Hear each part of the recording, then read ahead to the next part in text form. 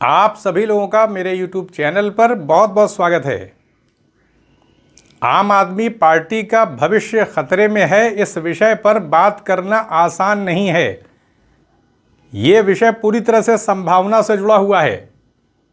अभी क्या है, राजनीति में साम दाम दंड भेद ये पूरी तरीके से चल रहा है। हम नैतिकता की बात आज के दौर की पॉलिटिक्स में नहीं सोच सकते हैं, उसका धरातल बहुत कम है।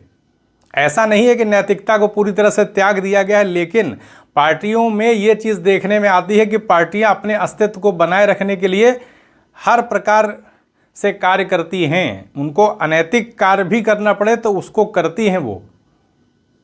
इसीलिए साम दाम दंड भेद की बात जो है वो दिखाई पड़ती है। अब हमको कई मुद्दों पर देखना पड़ेगा। पहली चीज़ ये है कि आम आदमी पार्टी के भविष्य के बारे में क्योंकि बात की जा रही है, तो यहाँ देखना पड़ेगा कि अरविंद केजरीवाल की आगे की रणनीति क्या होगी। और भारतीय जनता पार्टी जो लगातार आम आदमी पार्टी को कमज़ोर करने के उसमें लगी हुई थी, क्योंकि अरविंद केजरीवाल ने बहुत तेज़ी के साथ अगर हम देखें तो अपनी पार्टी को उठाया था। हालांकि वो पार्टी से नेताओं को निकालते भी रहे, खुद को केंद्र में रखते हुए और राजनीति कर रहे थे।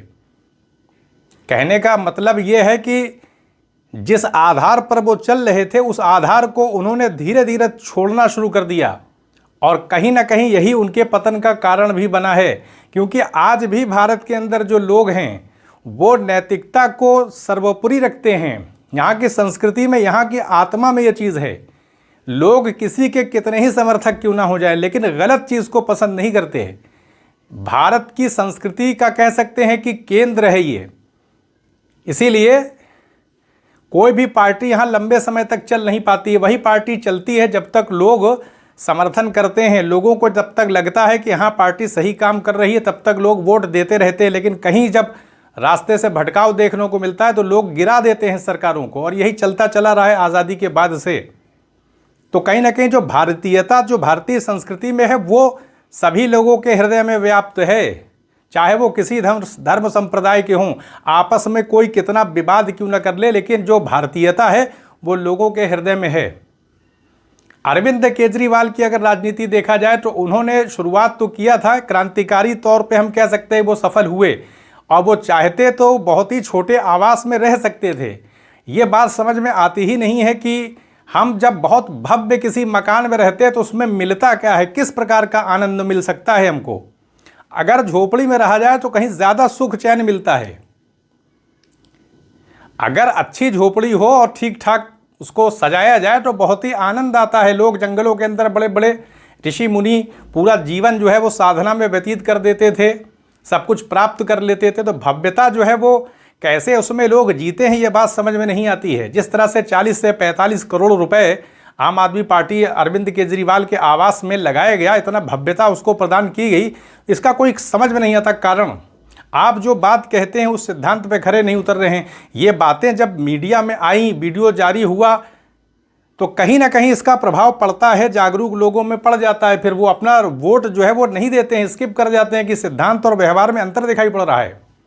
तो सादगी के साथ उसी अंदाज में रहते और धीमे धीमे अपने पार्टी का उत्थान करते। वो बहुत तेज़ी के साथ आगे बढ़ने से चीज़ें बिगड़ जाती हैं, और क्रांतिकारी मतलब ढंग से वो आगे बढ़ करके ऐसा चाह रहे थे। लेकिन भारत एक बड़ा देश है, यहाँ कोई राजनीतिक पार्टी अचानक 15-20 साल के अंदर उसका बहुत बड़ा उत्थान नहीं हो सकता है, समय लगता है।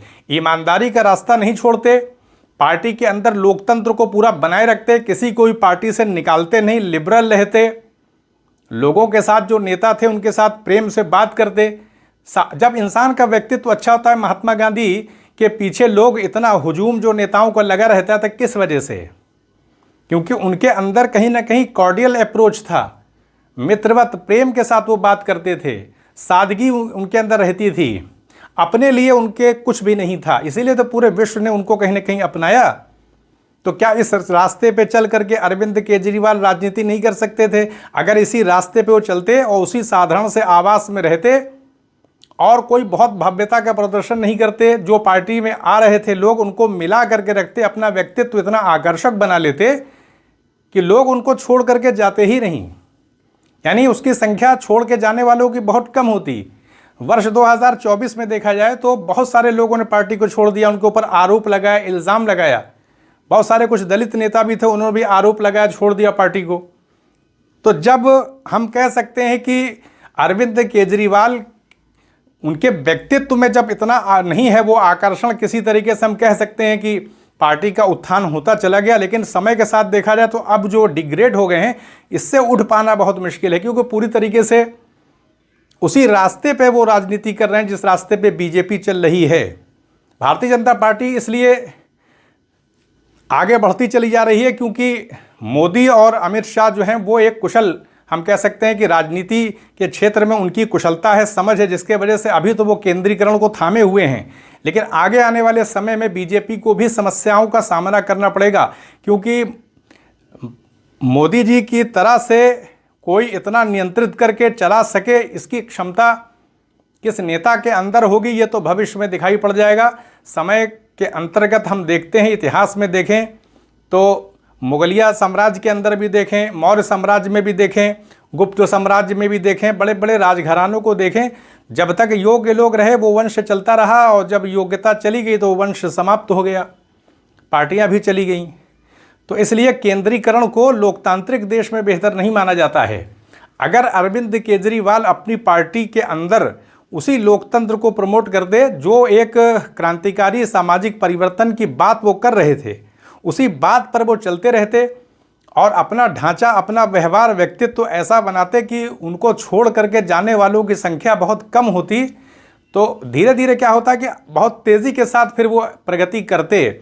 लेकिन उन्होंने कहीं ना कहीं मैनेजमेंट पर ध्यान देना शुरू किया, अपने को केंद्र में रखते हुए वो राजनीति करते रहे और ऐसे लोगों से हाथ मिलाने की कोशिश की जो कि जिनके पास पैसा ज़्यादा था, क्योंकि पार्टी चलाने के लिए पैसा भी चाहिए होता है। तो उसमें बहुत सारी चीज़ें क्या हो गया कि फिर गड़बड़ हो गई। शराब के मामले में भी वो कहीं ना कहीं फंस गए। सीधी सी बात है कि जब आप तेज़ी के साथ अपना उत्थान करेंगे तो उसके लिए आपको धन चाहिए होगा। भारत एक बड़ा देश है, अलग अलग राज्यों में राजनीति करने के लिए पैसा चाहिए होगा, तो पैसे का इंतज़ाम इतनी जल्दी कैसे होगा, तो उसमें फिर चीज़ें आगे जाके भटक जाती हैं। तो अगर वो उसी तरह से चलते रहते तो इतना आसान बीजेपी के लिए नहीं होता और इस बार भी वो सत्ता में बने रहते। लेकिन बहुत सारी चीज़ें ऐसी हो गई, शराब का भी मामला हो गया, उनके मकान में भव्यता भी आ गई, बहुत सारे लोग निकाले जाते रहे, समय समय पर लोग देखते रहे। तो ये जो घटनाएं चल रही थी, व्यवहार जिस तरीके से आम आदमी पार्टी का लोग देख रहे थे कि किस तरह से पार्टी चल रही है, तो अच्छा जो है कह सकते हैं परसेप्शन, एक आभास लोगों के हृदय में नहीं गया। वरना इस बार भी बीजेपी जीत नहीं पाती, वो कितना ही कुछ ना कर लेती। सिर्फ बीजेपी की बात नहीं है, कोई भी पार्टी होगी तो वो चाहेगी कि हमारी प्रतिद्वंदी पार्टी आगे न बढ़ने पाए, चाहे वो कांग्रेस हो चाहे कोई भी पार्टी हो। तो अपने अस्तित्व को कैसे बनाया जाता, वही नैतिकता के धरातल पर खुद को रखते और सच्चे बने रहते, अपने व्यक्तित्व को आकर्षक से आकर्षक बनाते चले जाते, विनम्रता रहती, कोई उनके ऊपर आरोप नहीं लगाता, सादगी के साथ रहते, दिल्ली में लोगों से मिलते रहते, नए नए प्रयोग करते रहते, किस तरह से लोगों से मिला जाए।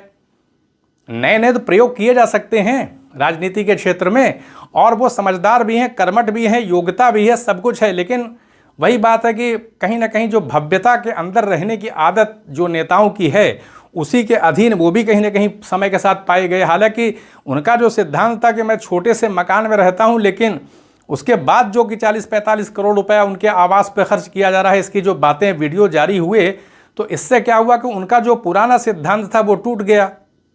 अपना जो धरातल है उसको मेंटेन रखना चाहिए।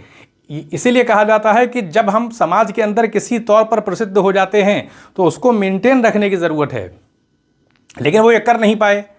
और किसी भी परिस्थिति में जो देश की एकता और अखंडता है यहाँ पर, क्योंकि भारत के अंदर भौगोलिक विविधता है, सांस्कृतिक स्तर पर भी है, धार्मिक स्तर पर भी है, तो सबको लेकर के चलने की राजनीति उनको स्थापित करनी चाहिए। चाहे कोई उसको विरोध करता, भारतीय जनता पार्टी सांप्रदायिक राजनीति कर रही है तो उसके पीछे उसका अपना कारण है, अपनी सोच है, पार्टी उस आधार पर चल रही है। लेकिन उसके बावजूद भी इतनी सांप्रदायिकता को अपनाते हुए भी उत्तर प्रदेश जैसे, जहाँ के एक कह सकते हैं कि एक काफ़ी नियंत्रण है, योगी आदित्यनाथ यहाँ मुख्यमंत्री भी, उसके बावजूद भी लोकसभा के अंदर उतना अच्छा प्रदर्शन नहीं हो पाया। तो इस किस बात को बताता है कि भारत में लोकतंत्र अभी मजबूत है, लोग ही निर्णय करते हैं। इसलिए बेहतर यह है कि हम नैतिकता को नहीं छोड़ें। राजनीति में बहुत लंबी छलांग लगाने के लिए जल्दबाजी करने की ज़रूरत नहीं है, सादगी को अपनाया जाए। और कोशिश ये की जानी चाहिए, भारतीय राजनीति के अंदर एक नया प्रयोग अपनाया जा सकता है। वो ये अपनाया जा सकता है कि जितनी भी राजनीतिक पार्टियां हैं वो आपस में कोई एक समूह, कोई एक समिति बनाएं। 6 महीने में, साल में 2 बार उसकी बैठक हो कि राजनीति के अंदर किस तरह से हमें शुचिता को बनाए रखना है।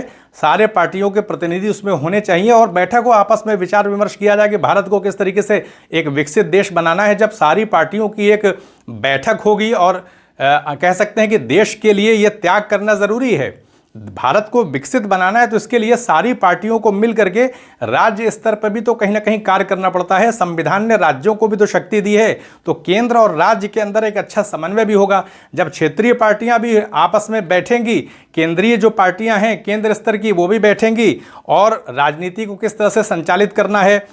जब चुनाव होगा तो भाषण में हमें किस तरीके से बचना है सांप्रदायिक मुद्दों से, क्योंकि देश का जो हित होता है वही सर्वोच्च होता है। अगर देश को शक्तिशाली नहीं बनाया गया तो जो शक्तिशाली देश होते हैं वो कहीं ना कहीं अपमानित करने का प्रयास करते हैं, दबाने की कोशिश करते हैं और ये प्रवृत्ति रहती है। तो इसलिए अब समय आ चुका है कि भारत को जो एक विकसित देश बनाने का बीजेपी का भी एक स्वप्न है और बीजेपी उसके लिए प्रयास भी कर रही है। ढांचागत सुविधाओं को निर्मित किया जा रहा है, सड़कों का जाल बिछाया जा रहा है ताकि देश में व्यापार हो, लेकिन अभी प्रयास बहुत करना है। मूलभूत रूप से अभी ज़मीन उपलब्ध करानी है। जिनके पास ज़मीन नहीं, किसानों की बड़ी संख्या है भूमिहीन, उनको ज़मीन देना है ताकि उनके पास आजीविका का अपना एक साधन आ जाए, तो वहाँ से मांग जनरेट होगी तो भारत में औद्योगिक विकास होगा। अगर भारत के अंदर मांग को बढ़ाया नहीं जाएगा तो इसी तरीके से हमारी अर्थव्यवस्था कहीं ना कहीं वो ढीली रहेगी। हमें विदेशी मुद्रा के लिए फिर बाहर जो लोग जा रहे हैं उसी पर निर्भर रहना पड़ेगा। अंदर हमारे रोजगार उतना सृजन नहीं हो पाएगा। अभी भारत की जो अर्थव्यवस्था है वो अमेरिका और विदेशों में जो लोग बसे हुए वहाँ से जो पैसा भेजा जाता है उस पर जो है काफ़ी हद तक टिकी हुई है। तो कोशिश ये करना है पार्टी के स्तर पर कि अपना त्याग करना है, लोगों की सेवा करनी है। नेता बनने का मतलब ही क्या होता है? अपने देश के लिए जीना। जब हम अपने देश के लिए जीते हैं, अपने लोगों से प्रेम करते हैं, तो हम फिर कहीं ना कहीं काम करते हैं। जब हम अपने देश को आगे बढ़ाने के लिए एक सपना देखेंगे, अपने देश से सच्चा प्रेम करेंगे, तब हम कहीं ना कहीं कर्मठता का दिल लगा करके काम करेंगे। और फिर जिस देश के नेता, जिस देश की जो पार्टियां हैं जब ठान लेती हैं तो फिर वो चीज़ दुष्कर नहीं होती, उसको सफल किया जाता है, उसको सिद्ध कर दिया जाता है, वो लक्ष्य प्राप्त हो जाता है। क्योंकि भारत के पास न तो संसाधन की कमी है, न योग्य लोगों की कमी है। ज़रूरत इस बात की है सही नीति बनाने की। तो आम आदमी पार्टी का जो भविष्य है वो आने वाले समय में हम कह सकते हैं कि नरेंद्र मोदी जब तक हैं तो वो कोशिश करेंगे कि आम आदमी पार्टी को उठने न दिया जा। हो सकता है कि जब पार्टी गठित हो जाए, मुख्यमंत्री नियुक्त हो जाएंगे तो फाइलें खोली जा सकती हैं और कोशिश की जाएगी कि नेताओं को जेल में डाला जाए, या फिर प्रयास किया जाएगा जो और दूसरे स्तर के यानी जो मजबूत नेता हैं उन पर तो हाथ डालना मुश्किल होगा, उनको तोड़ पाना मुश्किल होगा, लेकिन बाकी जो नेता हैं उनको खरीदने की, अपने तरफ लाने की बीजेपी कोशिश करेगी। धीरे धीरे आम आदमी पार्टी के जो सदस्य हैं उनको तोड़ा जाएगा। अभी जो 22 जो विधायक हैं अभी उनको भी तोड़ने की कोशिश की जाएगी। धीरे धीरे दिल्ली विधानसभा के अंदर आने वाले समय में ये देखने में आएगा कि जो आम आदमी पार्टी के विधायक हैं वो टूट करके त्यागपत्र दे करके बीजेपी में जा सकते हैं। इसकी पूरी संभावना है। आने वाला समय जो है आम आदमी पार्टी के लिए वो मतलब बेहतर नहीं होगा। आगे संकट बहुत बड़े बड़े हैं। यानी पंजाब के अंदर सत्ता है तो इसलिए बीजेपी आसानी के साथ बैठी रहेगी, ये बहुत मुश्किल होगा। प्रधानमंत्री श्री नरेंद्र मोदी बहुत योग्य हैं, दूरदर्शी हैं, हर चीज़ को समझते हैं। ऐसे ही राजनीति नहीं कर रहे हैं इतने सालों से भारत के। अगर वो प्रधानमंत्री बने हुए हैं और अपने को केंद्र में रखा हुआ, तो ये उनकी अपनी राजनीतिक योग्यता का बहुत बड़ा प्रमाण है। हम इसे किसी भी तौर पर अनदेखा नहीं कर सकते हैं। उनसे, उनकी राजनीति से कोई सहमत हो या न हो, यहाँ बात की जा रही है कि जो राजनीति का वर्तमान धरातल चल रहा है उस पर चलते हुए उन्होंने अपने को स्थापित किया हुआ और राजनीति कर भी रहे हैं। चाहे विरोधी कितना भी कुछ कहें, लेकिन वो जीत करके आ रहे हैं। लोग अभी उनके ऊपर कहीं ना कहीं विश्वास कर रहे हैं, जिता रहे हैं। लेकिन उनके लिए भी, बीजेपी के लिए भी समय बहुत चुनौतीपूर्ण है, क्योंकि अर्थव्यवस्था को अगर बीजेपी संभाल नहीं पाई और शेयर बाजार गिरता चला गया और अर्थव्यवस्था में रोजगार का सृजन नहीं हुआ, तो आर्थिक पतन हम कह सकते हैं बड़े बड़े साम्राज्यों के टूटने का कारण रहा है। तो बीजेपी के लिए यही एक बहुत बड़ा संकट हो सकता है कि आर्थिक क्षेत्र में अगर गिरावट हो गई और लोगों के पास संकट आ गया तो बीजेपी से लोग समर्थन खींच सकते हैं। क्योंकि धन जो होता है वो केंद्रीय भूमिका निभाता है, निष्ठा को हमारे तोड़ देता है। हम कब तक निष्ठा रखेंगे, क्योंकि जब लोगों ने सत्ता दिया तो लोग इस बात का विश्वास करते हैं कि हमारे पास पैसा और हमारे पास संपन्नता भी आनी चाहिए। लोग अपनी आर्थिक जो समृद्धि है उसको नीचे करके किसी का समर्थन नहीं कर सकते। जब दूसरी पार्टियां हैं तो लोग उनको समर्थन करेंगे। तो लेकिन भारतीय जनता पार्टी प्रयास करेगी कि अर्थव्यवस्था को किसी भी कीमत न पे तो रुपया जो है वो डाउन होने दिया जाए।